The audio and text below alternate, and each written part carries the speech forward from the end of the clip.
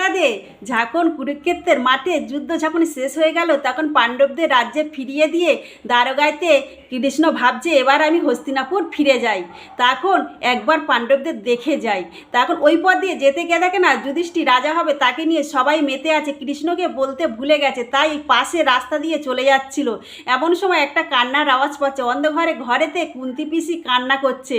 তখন পিসির কাছে গিয়ে বলে, পিসি তুমি কেন কান্না করছো? আজকে তো তুমি রাজমাতা হয়েছো, রাজার মা, তাহলে তুমি কেন কান্না করছো? তোমার কাছে তো আজ সব আছে। বলে, বাবা আজ আমার কাছে সব আছে, কিন্তু তুই তো নেই, তুই তো চলে যাচ্ছিস। তাহলে আমার এই রাজ্য, টাকা পয়সা, বাড়ি গাড়ি আমার কি হবে? আমার কিচ্ছু চাই না, আমার শুধু তোকেই চাই। পিসি তা বললে হবে কি করে? আমার তো যেতেই হবে, আমার এখানে থাকলে হবে না পিসি।